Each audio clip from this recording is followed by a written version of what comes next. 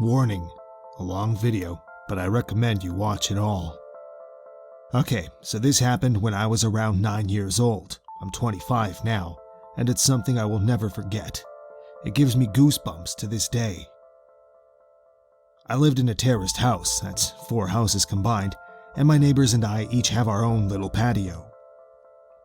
There's a small road 10 meters from my yard where people do their Sunday walks and so on. Only a small fence separates my small yard and patio from that road. I live in a pretty crowded area with several of these terraced houses spread around in my neighborhood, so seeing people walking on that road is pretty normal for me. Seeing random people standing on my patio is not.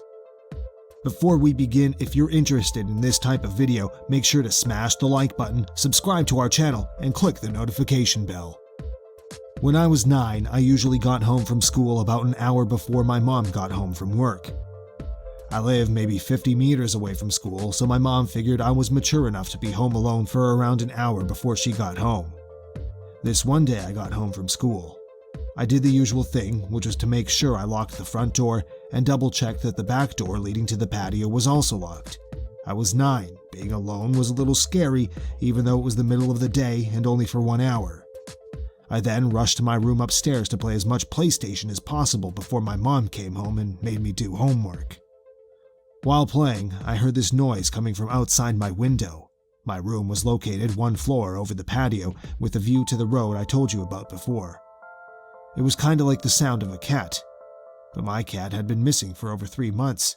Hope sparked and I thought, OMG, did he finally come back? I ran downstairs to check if it was my cat, but the sight that met me gives me goosebumps just writing this. There was a guy standing on my patio.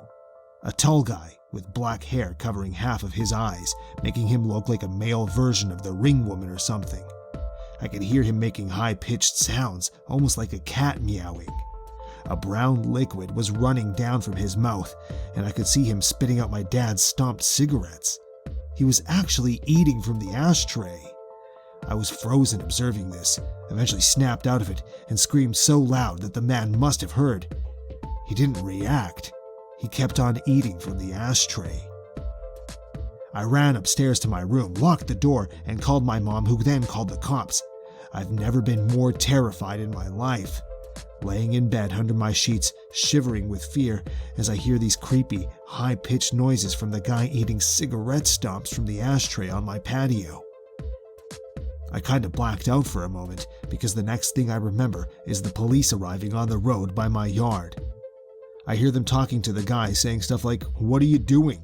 Get over here or we will come down and arrest you," and so on.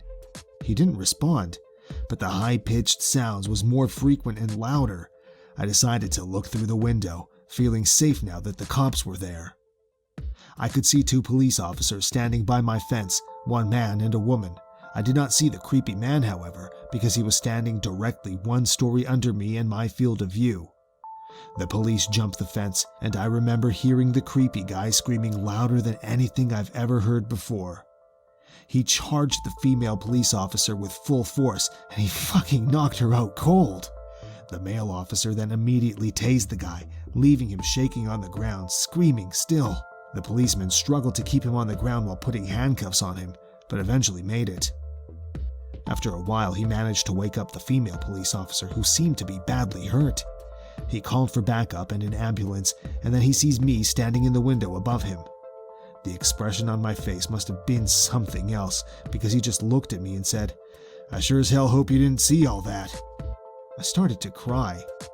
By this time, neighbors started to arrive, wondering what the hell was going on. One of my neighbors, an elderly woman, made me come down and she took care of me until my mom came back home. The police took the creepy guy with them in the car and left. Before they left, they promised to come back and talk to us about what had happened. This is where the story takes an unexpected turn. The male police officer came back later that night and sat down with me and my mom to talk. He explained that the guy on my patio was actually diagnosed with severe autism. He had escaped a facility where mentally challenged people lived, located around 5 kilometers from where I live.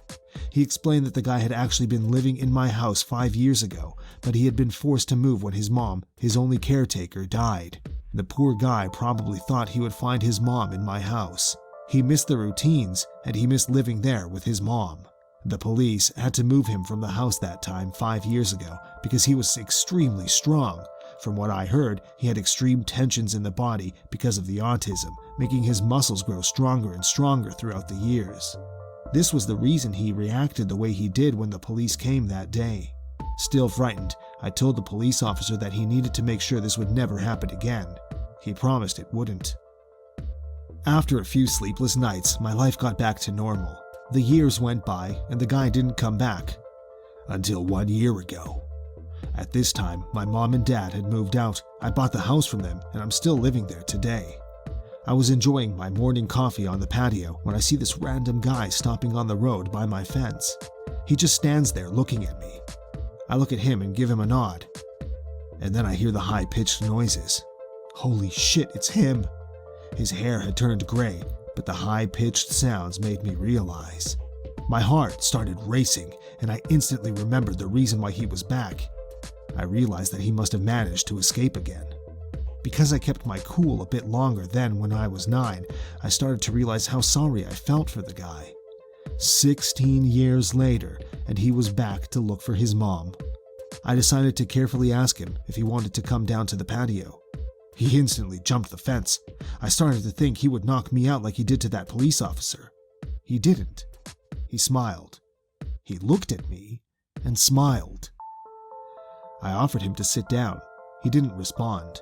I offered him to come inside. He started laughing. We went inside. His face lit up, pure joy. He was home. It reminded him of the life he had with his mom. It almost made me tear up. All of a sudden, he sat down in my couch, turned on my TV, and switched directly to the cartoons. I observed him for a while. He was just completely focused on the cartoons. I just wanted him to enjoy the moment, so I didn't say anything to him. I realized I had to call the facility to let them know. The caretakers arrived 10 minutes later. After a lot of convincing, he got back up, crying, and they went back to the facility. I called the facility 2 days later. We made a deal. His name is Tom, and I now consider Tom my friend. Every Sunday from the day he returned, Tom and his caretakers visit me to watch cartoons. They say it's the highlight of his week. It makes my heart warm. Now, for several years, my thoughts were, let's not meet the guy on the patio eating from the ashtray. Now my thoughts are, let's meet every Sunday to watch cartoons, my friend Tom.